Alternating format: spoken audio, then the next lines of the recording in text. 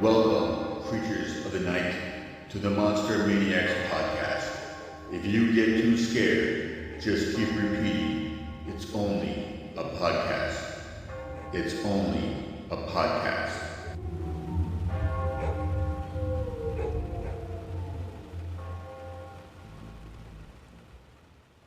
I heard a scream. 'Cause I'm trapped in a monster movie, yeah.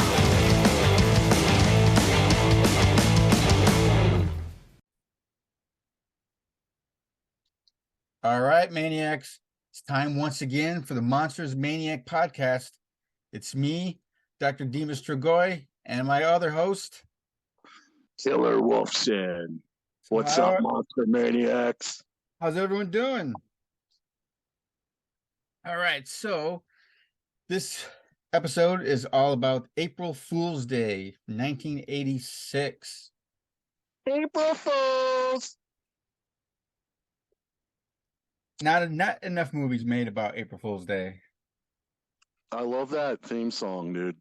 Oh, That theme yes, song is with so the awesome. laughing. Yeah, how it opens up with a laugh and then it's like, and then it just starts that riff. So awesome. Yeah, April. Yeah, they're besides this movie and the other movie we'll talk about, Slaughter High. Yeah, there's not too many April Fool's Day. At least not slasher or horror movies, anyways. Unfortunately, this one does have a 2008 remake. I don't know. I haven't seen that. Have you? I've heard about it. No, I haven't seen it yet. I don't know anything about it. Just But- from the poster, it looked like a wannabe like a Buffy or I Know What You Did Last Summer kind of knockoff. Yeah, that's kind of why I stayed away from it because I'm real iffy on a lot of remakes, especially when it's something like that where it's like just don't touch it.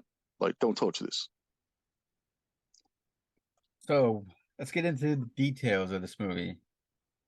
Yeah. I'll say the oh god.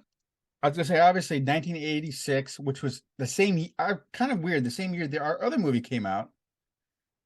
Yeah, I didn't notice that until you said that. Yeah, that I knew it was around. It was definitely 80s. Like I thought of mid 80s, but I wasn't sure if it was 84, 85, or 86.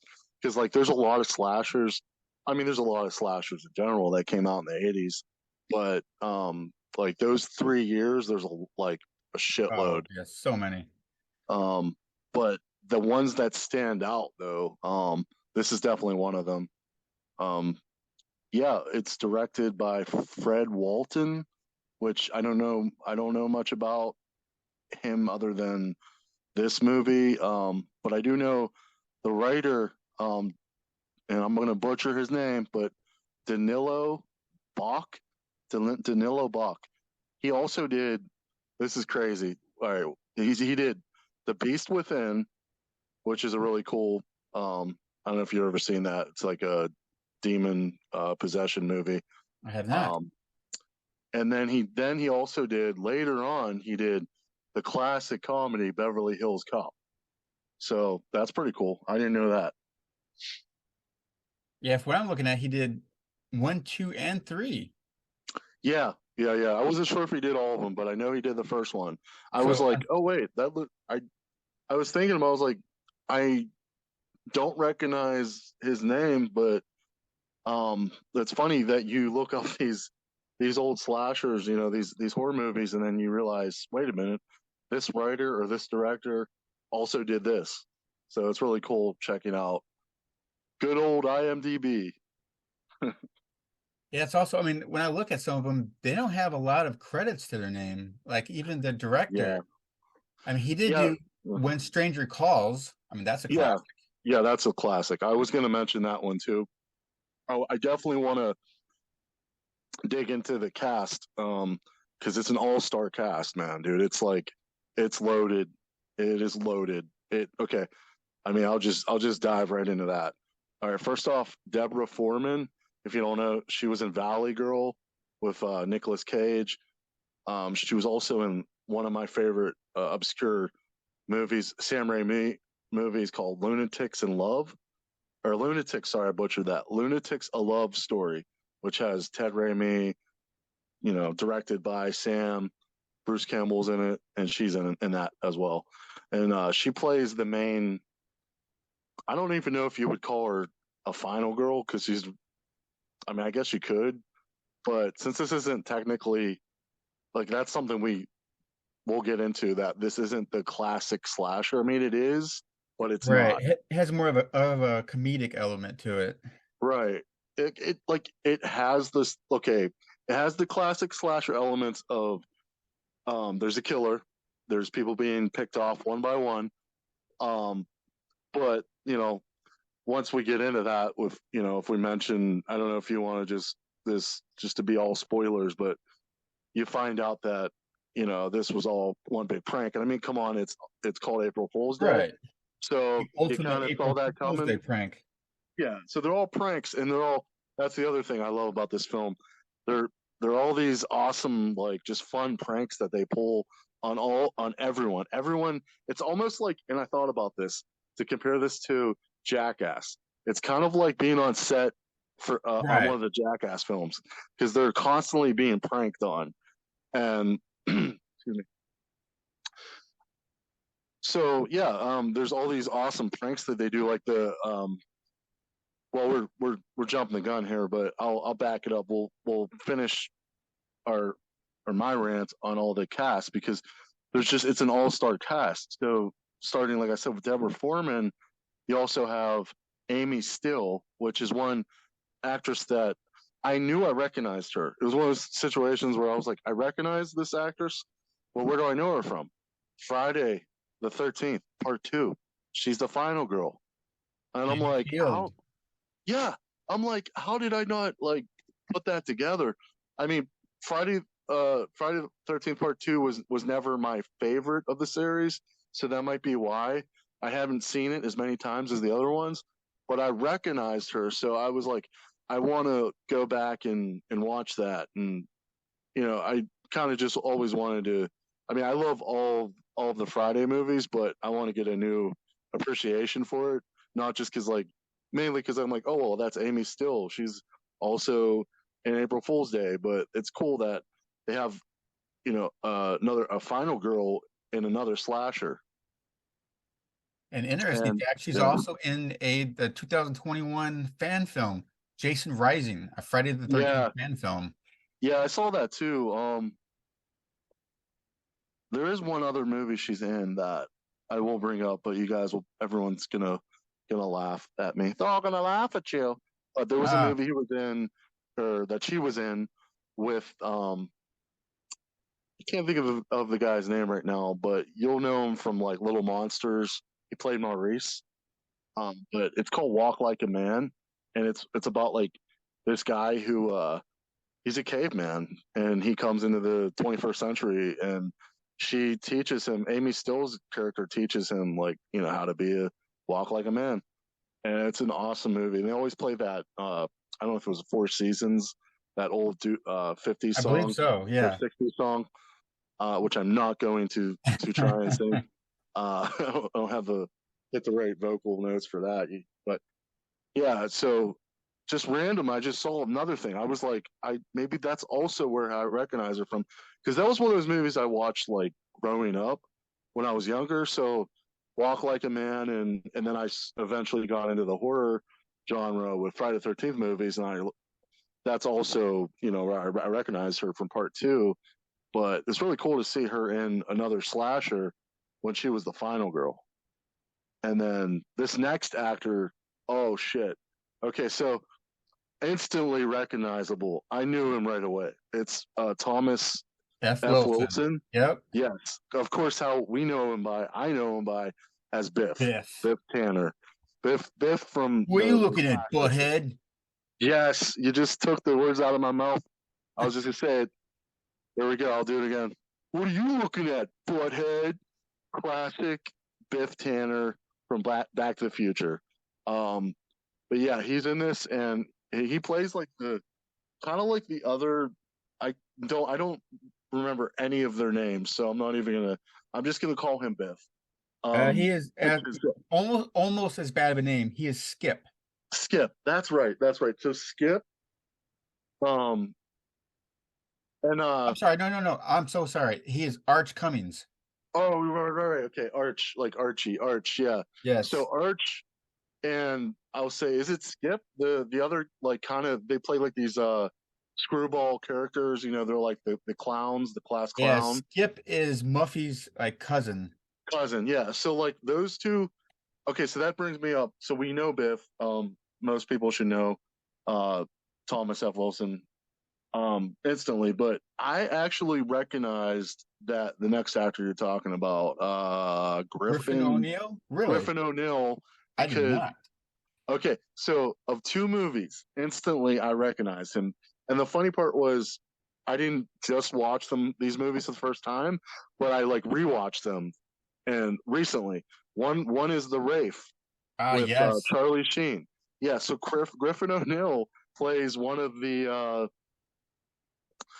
gang members, and he's one of the first ones who gets killed off by the Wraith. And yeah, go back and watch it, man. He's one of the gang members. And And then you that's have another movie from 1986. isn't that crazy? Yeah, and then '86 is a great year for horror. There's a lot of great horror films that came out in '86, but yeah, he was also in Goalies Go to College, which is like a really silly but awesome, probably like besides Goalies 2, like that's the next best like sequel to Goalies. But yeah, you have Griffin O'Neill, another I don't other than those movies, I don't really looking at the other films he's done, I haven't really seen them, so I can't really comment, but I will say those three movies are all awesome and like I like to see like him in other movies, so I like to check that out. But you also have this actor who this is crazy. Okay, so we this was our first episode, Leprechaun, and I didn't even realize this till I looked up his IMDb. But Clayton Roner. I'm gonna be the worst at. I'm gonna butcher everyone's name. But Clayton Roner was in the first Leprechaun, and he was in Destroyer, and wait for it, Madman. Those are also two really awesome slashers that if you guys haven't seen, check them out. Destroyer is just really really awesome slasher. Madman is like this really different. It's almost like supernatural slasher. But yeah, Clayton is in those as well, and he was the he was Amy Steele, the character who played Amy Steele's love interest, like the boyfriend. That's And Clayton. probably my favorite character. He's the movie nerd, constantly has a video camera. Yep, yep. Oh, and they always have the cool clothes. It's classic '80s. Like his character, for some reason, reminded me well of quite of a few characters, but I was thinking of Matthew Broderick and uh, come on, I don't know why I can't think of the classic Bueller, Okay. um, Ferris you know, Bueller. First Day Always Off. Day Off, because he was kind of like the class clown. Right. Also, you know, like he just did what he wanted, and I don't know who else I was. Just thinking. I had a brain fart. I hate those brain farts, man. They're killer. It's like worse than a brain freeze. I mean, brain freezes hurt, but brain farts are like they're toxic, man. Shit. Uh, well, I can't think of it now, but he was definitely the class clown type character, and he was always kind of like that's why I liked Archie, Biff. I'm calling him Biff. That's how I know him. But as far as I think I left one or two actresses out, but I know there's one other actress I will mention that I didn't recognize, but I realized she was in the same movie. Just one of the guys. I don't know if you've ever seen that movie, but the other blonde, Deborah. Her name's Deborah. Deborah Goodrich. She was in Just One of the Guys. Okay, yeah, Um, that's another classic '80s movie. yeah, and actually, I'm sorry guys, forgive me, but I mixed up the actors. So actually, Ken Alante, Ken Alant, once again butchering names. He was the guy. He was the actor who was in Leprechaun, and he was also in Summer School. I got him mixed up with Clayton. So actually, Clayton was the guy. Clayton was in Just One of the Guys as well with Deborah, the other Deborah Goodrich. Goodrich. Yeah. So Deborah Goodrich was like the she was the one that was remember she was like out sunbathing and that one other guy who's kind of sounds like he's like southern, like he was kind of like the hillbilly type. He Oh, comes yeah, over. yes. Yeah, so Funny character. yeah, and I don't know for some reason I'm not sure which actor that is when I look this up, but anyways, she's also in Just One of the Guys with that Ken Olant, who was I got mixed up. Yeah, so Ken was actually in Leprechaun. That's the actor I'm thinking of, and he played the love interest of Amy Still. There's a lot of talent. Like it's just such. There's a lot. It's a big cast. Like they have a lot of talent. Usually it's usually it's like okay, you'll watch a slasher from the '80s, and it's like one or two big actors that they'll make it, or they'll go on to do all kind of other stuff, like Jennifer Aniston, Leprechaun, um, Johnny Depp. I list there's a bunch of them, but Right. this is the case where like almost every actor was like went off. I mean, they're probably not still doing a lot, but they went off and made a name for themselves and did something like, which is really cool. Like Thomas F. Wilson is probably like the bigger. Um, well, I can't say the biggest actor, but I mean he's a big dude. I don't know. Clayton Rohner was in Human Clayton Centipede who? 3. Wow, I didn't know that. Okay, so that Clayton might be at the top. Let's see. I don't know. Deborah Foreman's. She I always thought she was awesome. Like, and she's Muffy, the main. I guess you could say she's like. I said earlier she's the final girl, but I don't know what to call these characters because spoiler alert, no one dies. It's just like one big prank. But that's what's kind of cool though too is like it once you like it's the classic slasher trope, like everyone's getting picked off, everyone's getting killed. Yeah, and it's a definite like a who done it because you don't know who's doing Who it. done it? It's Sleepaway Camp. It's Friday the 13th part 1. Like it's a Right. who done it, it's a who done it, which is classic slasher. So you Well, then they can't like throw you off. They throw you off with the whole Muffy has a deranged cousin that escaped from the mental asylum called, was it Buffy? yeah, Buffy. Yeah, her twin sister. And um I'm still not sure if she even existed or if that was just part of the joke as I well. I believe that was all part of it because we find out, spoiler alert, we find out at the end that it was all, staged, and that Muffy inherited the house where they were partying, and basically she wants to do these tours, these fun reenactment haunted house tours, I guess. I don't know. Like where they just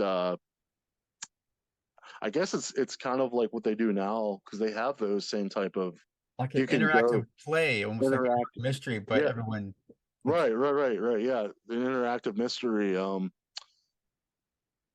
experience, like a full on like experience where you feel like you're actually in a horror movie, whether it's a ghost or a serial killer or whatever. But yeah, I thought that was really cool and creative, a twist. But going back to what you said about Buffy, I thought about that and I was like, well, she was just that whole time she was just staging the whole thing. She was playing both Buffy and Muffy. So like it was just really, I thought that was really brilliant. That you're able to make everyone believe that that there's this killer. It just was really genius. I thought it was really genius how it was done. And then all the, like we were talking about earlier, all the pranks that they set up were just hilarious.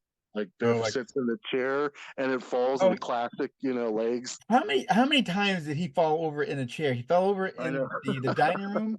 He fell over in Dining his room, yeah, bedroom. bedroom. Yeah, that was the funny in the bedroom because he was really pissed off. He was like, yeah, it was pretty wild. They did the classic sitting one of the girls sits on the bungee, um, or not the bungee, but the fart Oh, makes the the fart the whoopee the, cushion. the whoopee cushion. Yeah, Then he had the wine glasses that spilled champagne all over and wine all over them. yeah, that was classic. What was there were so many great, like, all the classic pranks that you can do, and then whenever things start really getting serious, like they find the dead body, Muffy's ends up being her brother, right? Like it was her brother, not her cousin.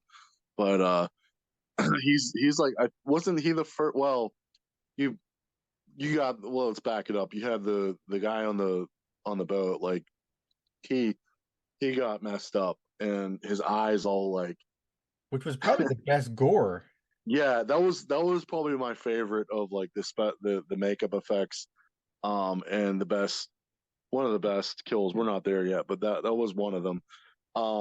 Yeah, it was the best score because they don't really do a lot of on-screen kills in this movie. That's the other thing I'll bring up. Um, you don't really see you don't see any really. It's always like the classic sleepaway camp, who done it. They just, Yeah, it's like, everything's off screen kill. Yeah, because when yeah, he does die, you just see what they find his body like floating under the was it the dock, and he's pale white for yep, some reason. yep. Yeah, and then Biff like is hanging. There's that booby trap where he, gets stuck and he's hanging from the tree, and then he sees the snake. I thought that was cool with the snake. But then it just goes to him seeing somebody walk up. All you see is like their feet, and he's just like, he makes that face like, oh shit. Um, Yeah, so it was he like the, recognized him right away. yeah, yeah. So it was classic. I keep saying it, but Friday the 13th, Sleepaway Camp, that classic like who done it, and you don't know till the end. But what was brilliant about April Fool's Day is that it was all staged, and Muffy, staged the whole thing with her friends as each one was killed off. Right, Killed they off. they I'm would using become with a participant. participant exactly. So like killed off, as we'll call these the fake kills, the fakies. But yeah, it just was really cool like that because then they were in on it, all part of the experience, leading up till Amy Still's character, um, was basically, yeah, she was the final girl. Actually, now come to think about it, it wasn't Buffy or Muffy, um, Buffy or Muffy. It was Amy Still's character and her boyfriend.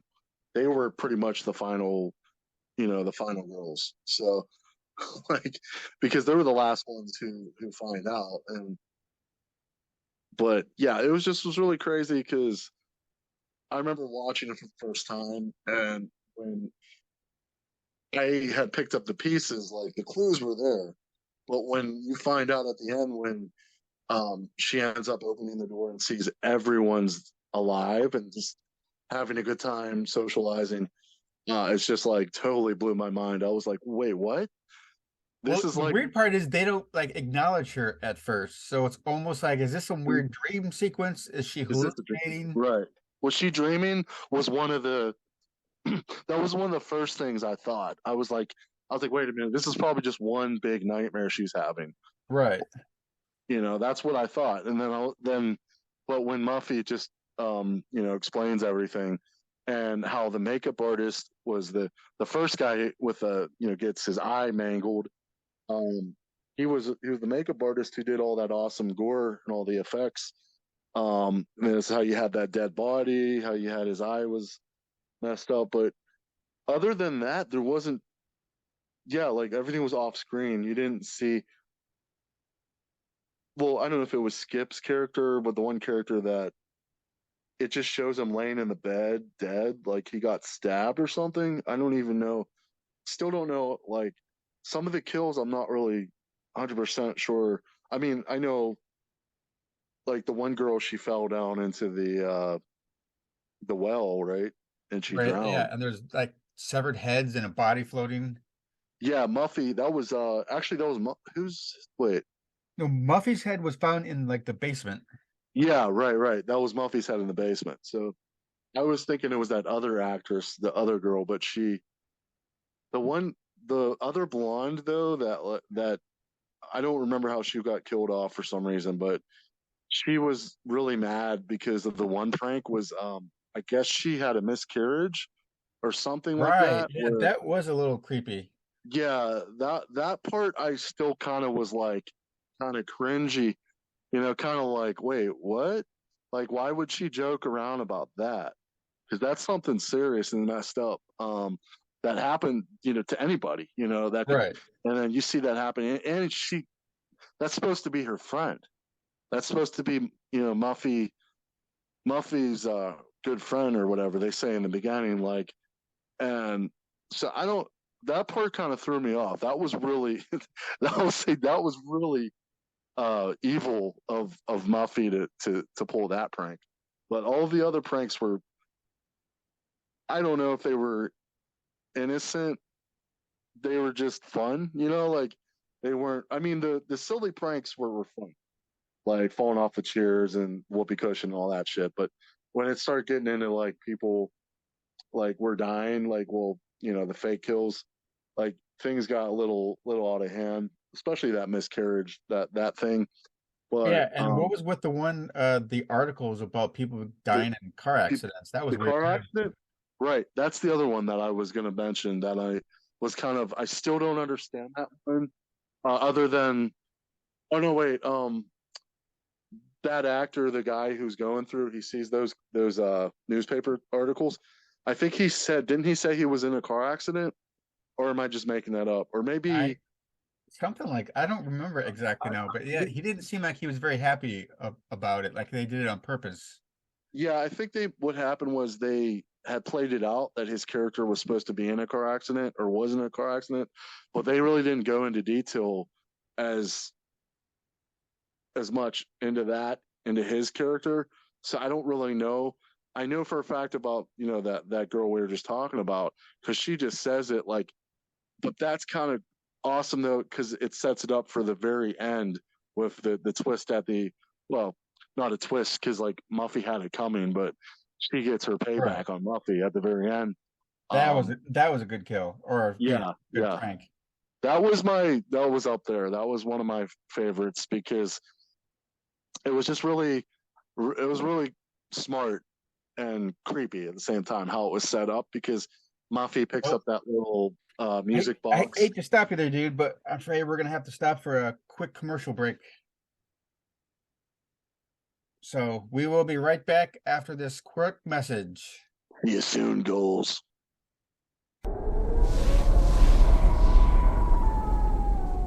Paramount Pictures cordially invites you for a weekend getaway at the party to end all parties. This is the craziest party that could ever be. Don't turn on the lights, cause I don't want to see. April Fool. Welcome to my home and lifestyles of the rich and undeserving. Wrong. Cheers. Join 8 privileged guests who are just dying to have fun. Wow, what is this? The bridal suite? You like it? The ladies, I find a use for it. the gentlemen, We did on the first date. the young, Well, basically, I possess an essential lack of seriousness. and the restless.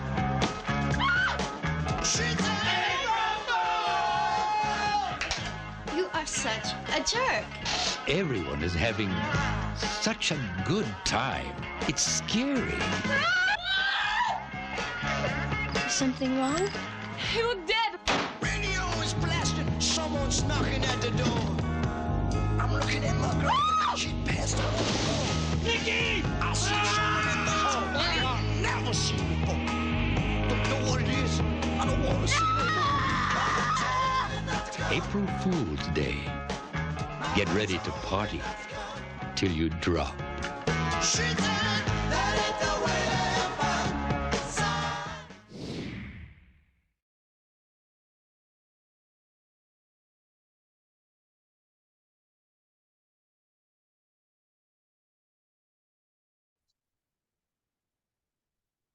All right, welcome back, Maniacs. Okay, we were discussing all the this great characters in this movie.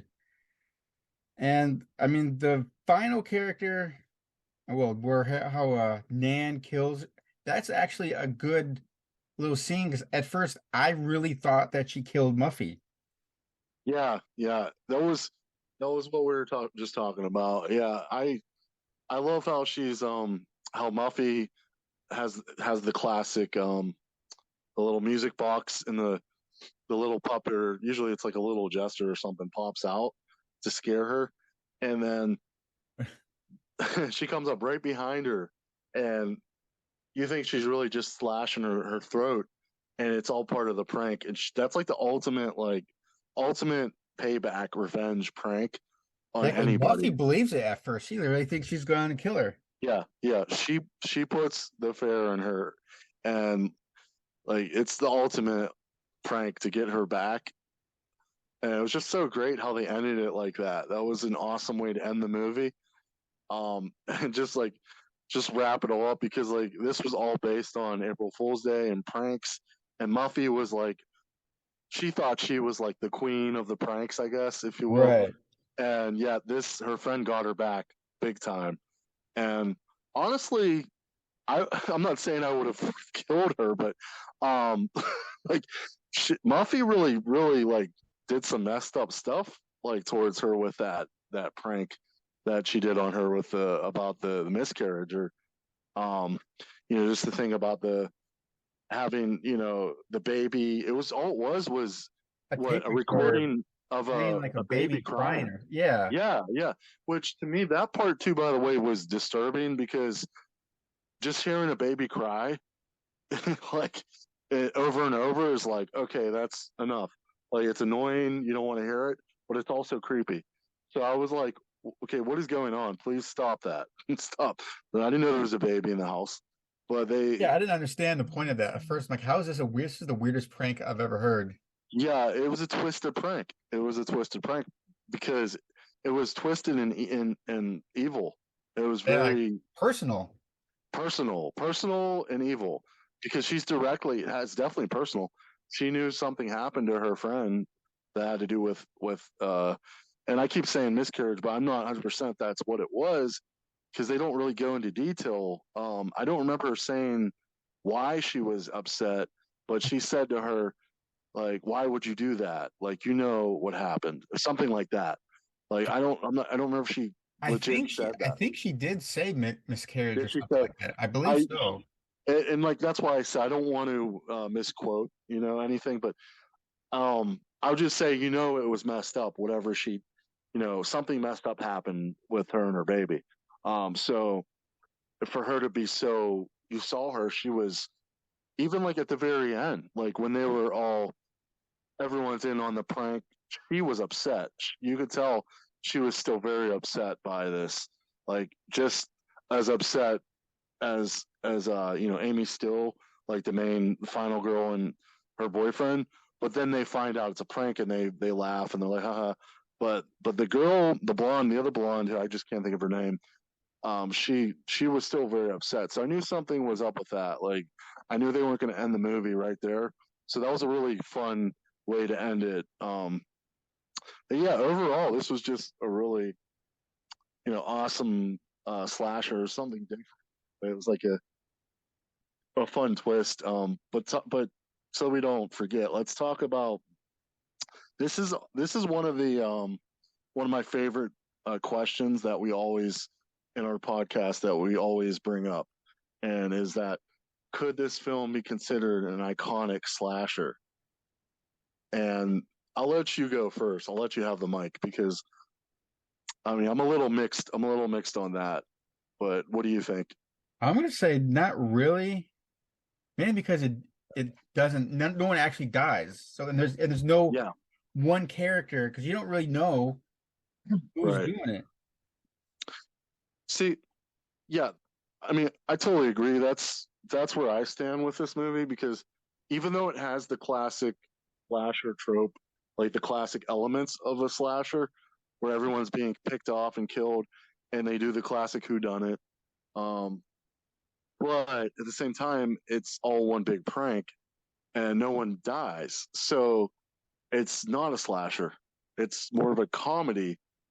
Right, and they're all You the know, supposed quote unquote kills are off screen. right. It could easily have been a real slasher. Like everyone's going to consider it a slasher still. Um, I just consider it more of just a dark comedy. That's what I would call it. I would definitely Because agree.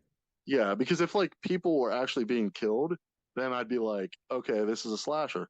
But since nobody was killed at all, like zero deaths, um, but I will say that the kill, if it was a regular slasher and people were getting killed, I will say the kill count wasn't too shabby. It wasn't great, but it was eight. I think it was 7 or 8 kills total. So it wasn't too bad for like if this was like the first, like look at the first Friday the 13th movie. It was pretty much close to that. It was like about 5 to 8 kills. I don't think it was any more than that. Um, but since this is not um, classic slasher and no one was killed off, yeah, I'm gonna say no. This is not. I wouldn't consider this an iconic slasher. This is a dark comedy, but I will say it is a classic, 80s dark comedy with horror elements. It Definitely, definitely. has the horror elements in there. So yeah, it was fun overall, and the cast, like we talked about earlier, what a killer cast! Like, just such a great, fun cast and a fun movie. So if you haven't checked it out, definitely watch April Fool's Day, the 1986 version. Now, I did find an interesting tidbit in that there was an alternate ending that the studio changed, but in the alternate ending, Oh, Skip really kills Muffy for the inheritance of the island. So there was going to be a death, but I think they oh, said it was too dark, and so they decided to pull it back and go on the more comedic route. oh, boo, boo this man. No, I mean, like, I could see that. I mean, but they were setting it up for more though. I thought that would have seemed that way with Buffy, like his. I would say like, hats off to Deborah Foreman. I already am a fan of her, but like her acting in that movie, how she goes from playing the exact opposite, of her character. She was Muffy, like the free spirited, like real, you know, happy, lucky go happy or A, whatever you want to a call little it bit type character. naive, if anything. She was definitely naive, yeah, too. Well, they of course naive because she was rich. They came from the money, but Right. what So I'm she was saying is like she pretending. went so radically from that to go to Buffy, who Buffy was like the escape from the asylum, as they were saying, and she's like real twisted and just real weird, like almost like I would say like what's her name from Beetlejuice, Lydia. Like she has that like Lydia thing going on where she's or Wednesday Adams, like she's just real dark, she's really like doesn't she wasn't really saying much and she was running away as they were saying, come on. They thought she was Muffy, but it was Buffy, you know, as I'm using air quotes. It Right. was, so like Buffy, like really fun, also just fun character that she played. And yeah, I would say randomly though, I know we were talking about that, but to dive into the music before I forget to mention, I didn't I didn't really know much about this guy until I looked him up. And Charles Bernstein also scored the original Nightmare on Elm Street movie and Deadly Friend. So two awesome Wes Craven movies. And he also did later, well, not too much later, he did The Dudes, which was Penelope Spheris, another awesome Oh, that's a director. great 80s movie. Yes, John Cryer. I always forget. Okay, so there's Flea from the Red Hot Chili Peppers, Yes. and I can't think of this actor's name, but he was in the new Monsters remake, the film. I can't think of his name right now, but he was the Mohawk, the guy who had the Mohawk. But yeah, Penelope Spheris, if you don't know, she did Wayne's World. She did the decline of the decline of the Western civilization movies. Like she's in a bunch of stuff, a bunch of awesome like punk rock and just awesome fun movies. But yeah, Okay, so I got it for you. Daniel Roebuck. yes, thank you. Yeah, it was there. I didn't want to make something up and be like, oh, it was that guy. Yeah. That guy also scored Cujo. Yeah, Cujo as well. Yeah. Wow, this guy's there's a been bunch of them. That's why I had to mention him, bring him up, because he's done a lot and he's awesome. And Love like, at First Bite. yep, Love at First Bite. He's done a lot of cool stuff. So like, I mean, they got a hell of an ensemble. I mean, if it wasn't enough, you have a kick-ass cast. And then you have a killer, composer, somebody who can really write some awesome, music to score the film. And yeah, overall, just like I said, a fun dark comedy that this could have been more. I think this could have been set up for sequels. I will say it could have been set up for sequels if it was like if everyone, or not even that. I'll say this: if they could make a sequel if Muffy continues running this, these interactive tours, and now it's a situation where there really is a killer, and he's killing off people on these tours, which I'm sure it's been done. Probably, yeah. Or like that- a guest doesn't think it's a hoax and snaps and starts killing everyone. Yeah, right. I'm gonna say go on a wild goose chase and say that this is already a premise that's been done. I just can't think of it, and I'm sure I've seen it or I've seen something similar to this.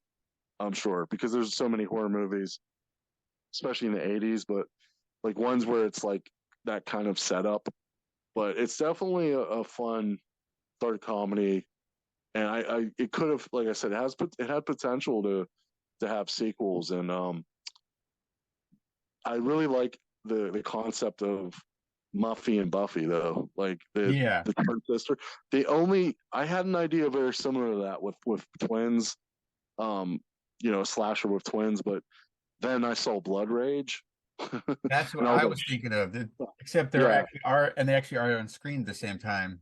Right. And Blood Rage was, when I saw that, I was like, well, first off, it's iconic. They're a cult, slasher, Thanksgiving Day slasher. But I couldn't even write my slasher because I was like, oh man, they already did it. They did the twins. Shit. Mine would have been a pizza delivery guy. So anyone out there, if they want to do it, you can have it. And he opens his box and there's a pizza grater. All his weapons are like, from making pizza. So you have the dough batter, the dough roll batter, the cheese grater to the face. And then his main weapon is of course, the pizza slicer. It has blades going around it. What would you call it? Like delivered? Slice of death. Okay.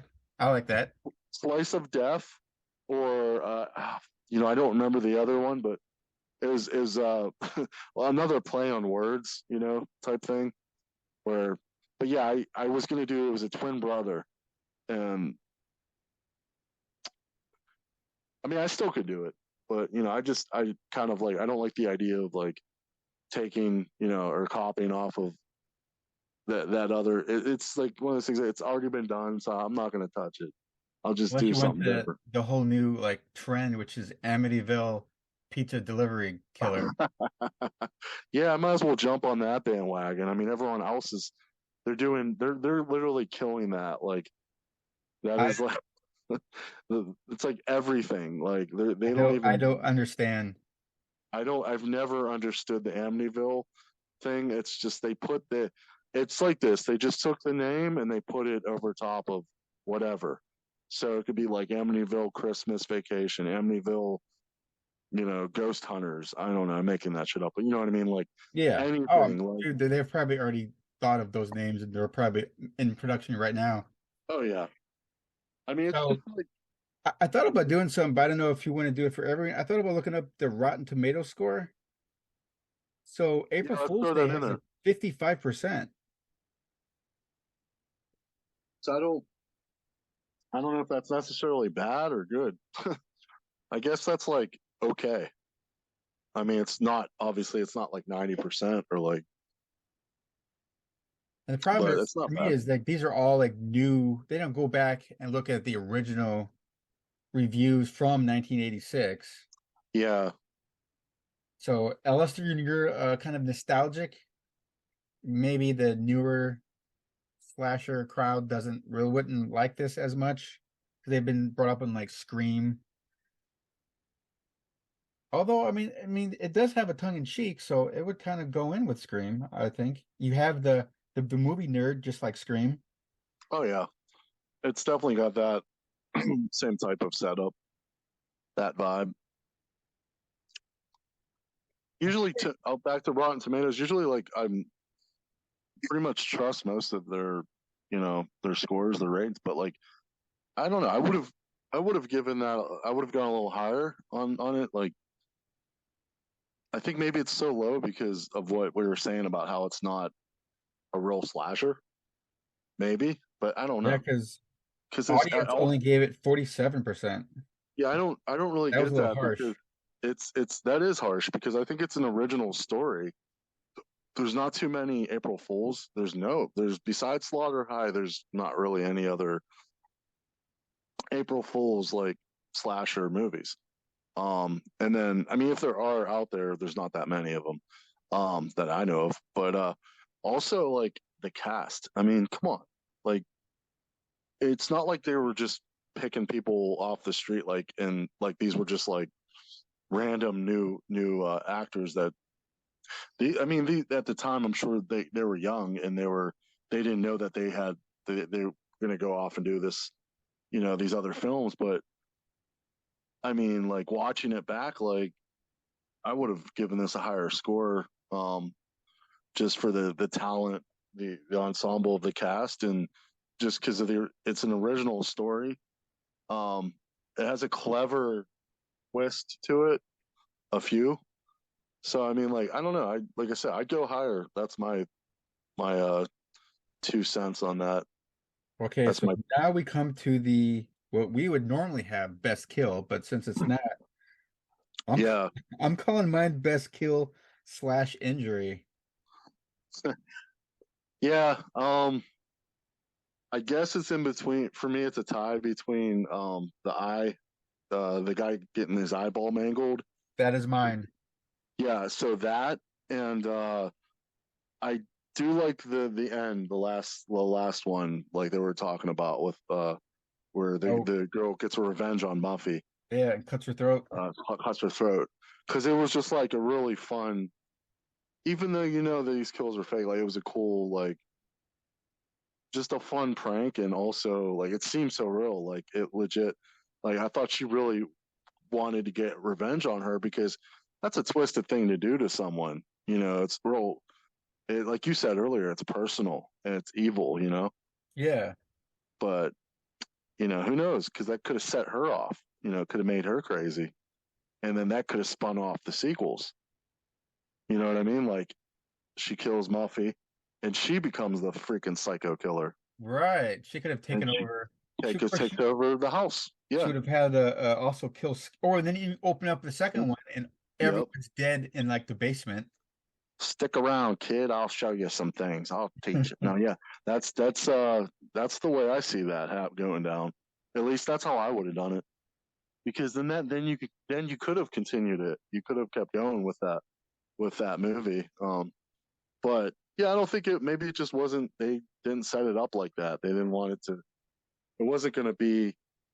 I think of it like April Fool's Day was kind of like they looked at the success of Friday the 13th and My Bloody Valentine and all these other movies, the slashers, and they were like,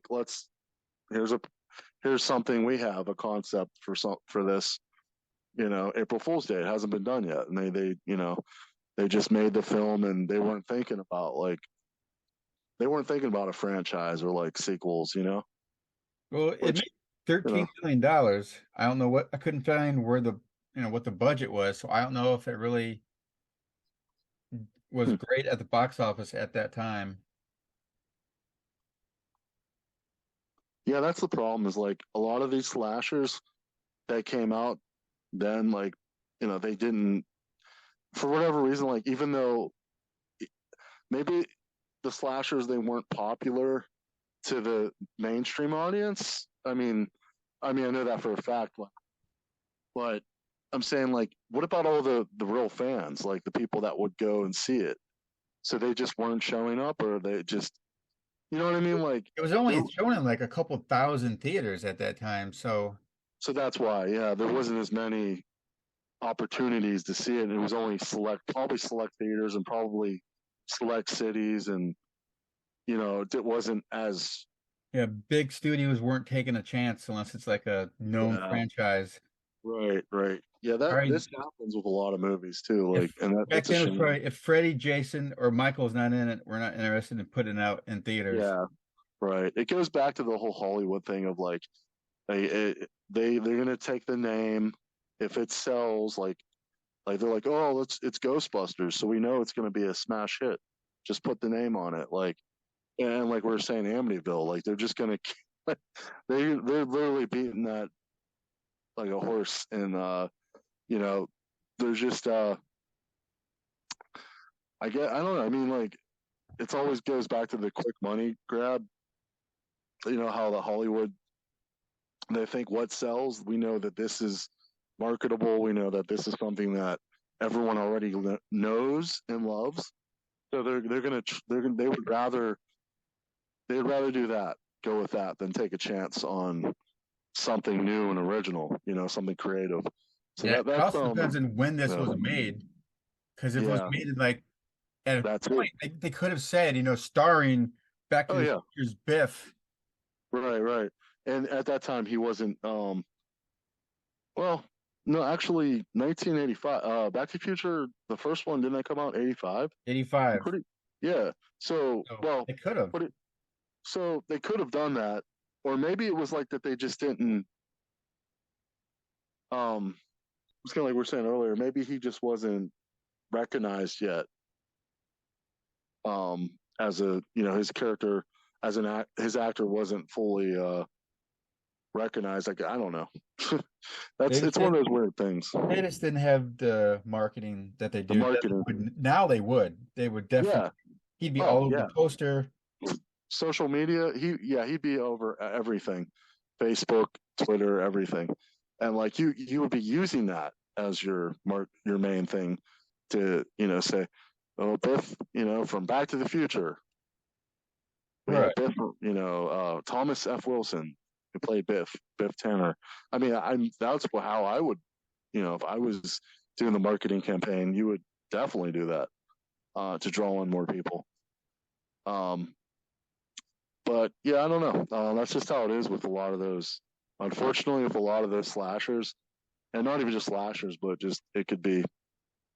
There's a lot of those independent films that's what happened. But some of them, too, though, also many years later got the recognition and became like cult status. Right.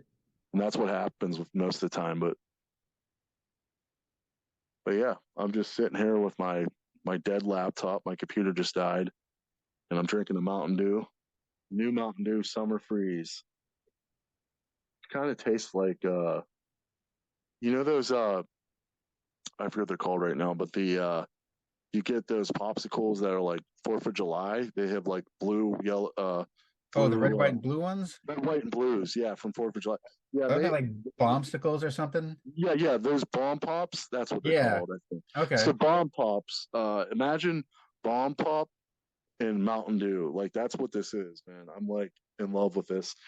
Fago put out a bomb pop flavor, but we don't carry them here. For whatever stupid reason. but this makes up for it because this new Mountain Dew summer freeze, dude. I put it in the freezer and I got like a brain freeze, and then I had a brain fart at the same time. It's pretty wild, dude. Yeah, I guess that ends the podcast because I don't know what else to say about. I think I've said everything I needed to say about April Fool's Day. I mean, I think every podcast should end with a great brain fart.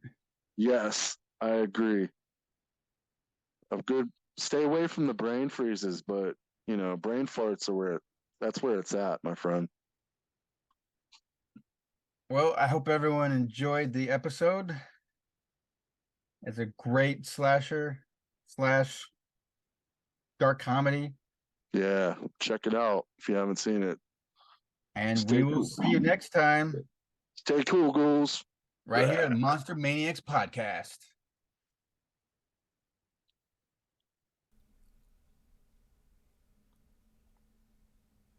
And just a reminder, our theme song is Monster Movie by the Tombtones, and that is courtesy of Batcave Records.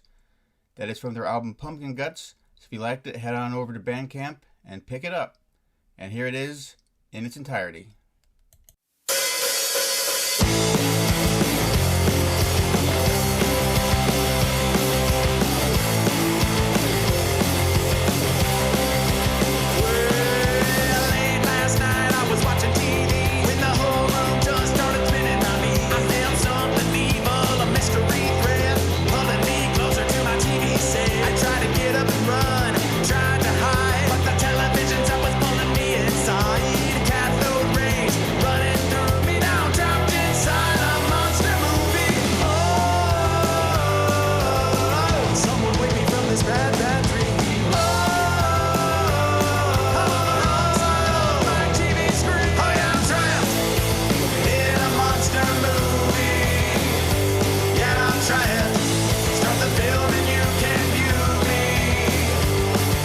Try it.